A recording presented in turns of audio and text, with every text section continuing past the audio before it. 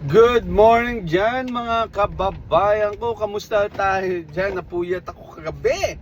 Mga kababayan ko kapanood. But anyway mga kababayan ko, at least nalaman ng taong bayan kung ano ang katotohanan, kung ano ang nasa likod nito at bakit ayaw nila pag-usapan ang flood control.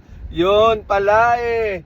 Kaya pala mga kababayan ko, kaya pala ayaw ni Ping Lacson, ni Abu Gago, at ni Erwin Tulfo. Yan yung mga mas magisig dyan mga kababayan ko na ayaw pag-usapan ng flood control.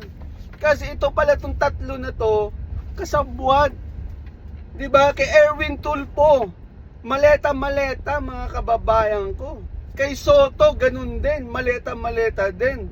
Ito naman si Pinky Lacson, ano mga kababayan ko, I don't know kung may maleta, pero sumakay siya doon sa helicopter ni Saldico, kasama ito si Abu Gago.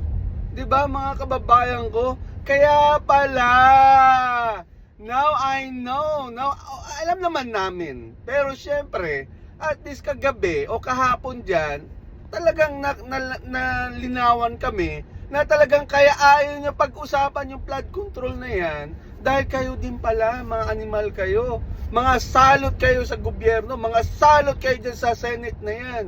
Kaya ayaw nyo pag-usapan ng flood control na yan dahil din pala kayo kasabwat mga animal. Mga kababayan ko, ito, yung tatlo na to, sila yung makisig dyan eh, na ayaw pag-usapan ng flood control. So ito, si Soto, si Pinky Lacson, saka ito si Erwin Tulfo, si Bendalo, animal. Mga kababayan ko, tayo na humusga o kayo na humusga sa mga taong ito, mga animal na to, kasi mga salot sa gobyerno. 'Di ba? Ang kakapal ng mukha nyo, ang gagaling nyo magsalita. Ito naman si Erwin Tulfo, ganun din. Dating tagapamahayag, tagapagtanggol sa mga naapi, pero ngayon, sino pinagtatanggol ng mga to? Yung ito, dahil kasabot bilang animal. Hayop, mga maleta-maleta. Grabe. Kaya ayaw nyo pag-usapan ng mga animal kayo. Dapat kayo dyan sa Senate, kayo ang nasa middle. Kayo ang tagapagtanggol, kayo taga-usi kung baga kung sino yung totoo, sino yung anong katotohanan, o sino yung mali. Diba? Hindi eh. Kayo tagapagtanggol. Tagapagtanggol ng mga corruption dyan sa gobyerno. Mga animal kayo pa. Kaya gusto nyo pala impeach si BP Sara. Dahil kayo din pala mga animal. Kasabot din pala kayo mga animal kayo. Di ba? Mga kababayan ko. So anyway mga kababayan ko, balik tayo dito sa tatlong ito. Siguro narinig nyo kagabi. Yung 18 na Marines na yan mga kababayan ko. Grabe mga kababayan ko. Billion ang nila na siguro billion din ang nakukuha nilang pera diyan o na talagang or trillion mga kababayan ko o umabot na sa ganung anong pera sa kurakot na yan. Tingnan niyo mga kababayan ko. Pati itong mga congressman, mga nabanggit diyan, hoy! Abante!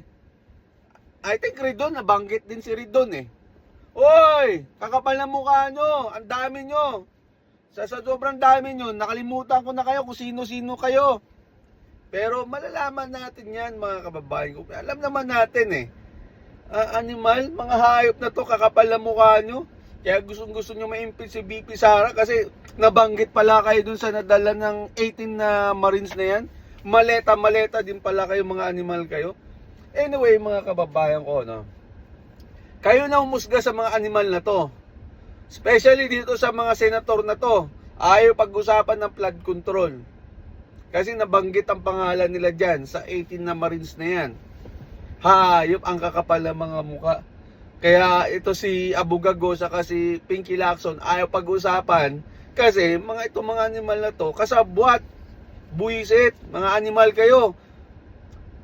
Malunod sana kayo sa ninakaw nyong pera o naambag sa inyo. Kakapal ng mga mukha mga kababayan ko. Grabe ang korupsyon. Garapalan ng korupsyon. Obvious na obvious. Harap-harapan. Walang hiya. Mas worse ka pa, BBM. Martin Romualdez, mas worse pa kayo sa panahon ng ang Marcos, nung tatay nito ni BBM. Mas worse ka pa, BBM, sa tatay mo. Animal ka. Magnanakaw. Hayop. Ano na naman sasabihin nito? Siyempre, sabihin ng mga to, lying. Di ba? Nagsisinungaling. Di ba? Panirampuri. Di ba? Walang iya. Hanep mga kababayan ko kagabi. Napuyat ako kakapanood, tapos ito pa lang nalaman natin, mga animal. Grabe ang kapal ng mga muka.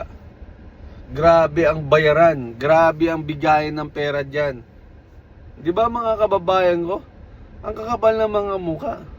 Di ba? Man.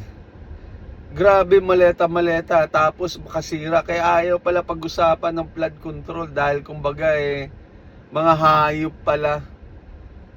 Garapalan. Ang kakapal ng muka. Di ba mga kababayan ko? My God. Erwin Tulfo. Di ba? Sino pa ba? Soto. Kaya pala ayaw mo pag-usapan. Todo deny ka pa, hayop ka. Di ba? Lacson. Kaya ayaw mo pala ipag-usapan yung flood control. Saka rin palang animal. Buisit. Mga salot sa gobyerno. Mga kababayan ko, kaya wag natin tularan to mga animal na to.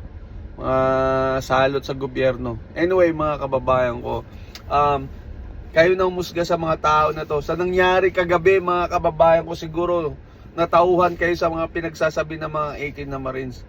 At ako'y naniniwala kasi matagal na to, hindi lang naman ng 18 Marines eh. Lahat ang tinuturo si Saldico. Tinuturo si Saldico, Martin Romualdez at BBM. Kasambot pa nga din si Sandro Marcos eh. Kasama din eh. 'Di ba? Lahat ay isa. Simula dun sa mga kontraktor. Iisa, Saldico. 'Di ba, mga kababayan ko? Ang kakapal ng mga mukha nila. Grabe. Pera ng taong bayan, ninanakaw ng mga animal na to. Tapos ito nagmamahagi diyan. Sila Abugago, Erwin Tulfo, maleta-maleta yan. Erwin Tulfo, sabihin mo Erwin Tulfo, Bendalo, Pinky Lacson, yan, mga nabanggit dyan. Kaya nyo pag-usapan ng flood control na yan.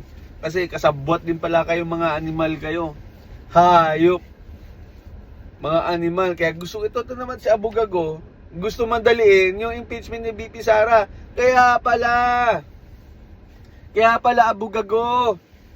Ngayon, hindi natin alam kung ano nangyari. Kasi sila na ngayon eh. Yung ginawa naman nila kahapon, nung isang araw pala, na nag-create sila, nag-create sila ng sariling mundo nila. Illegal. Mga animal, alam naman natin, alam nyo naman ang load dyan sa Senate na yan eh. Ito naman si Gatchal yan eh. Quorum? 12 quorum kami. Come on. Kaya hindi ako nag-aaral ng lawyer eh. Siyempre, nakikinig din tayo kung ano ang tama. Pero illegal. Marami nagsasabi na legal ang ginawa nyo. Ito naman si Kiko ba nga? Paano naging lawyer to? Ito si Gatchal yan. Paano kayo naging lawyer? Dapat binabasa nyo muna yung rules ng Senate. Kung anong batas dyan sa Senate. So, ibig sabihin, illegal kayo. Fake kayo. Anyway, mga kababayan ko, tayo ng musga. Abangan natin to kung anong masasabi ng mga to. Ito si Erwin Tulfo, si Bendalo, si Abugago at si Kakampuet. Anyway, hanggang dito na lang.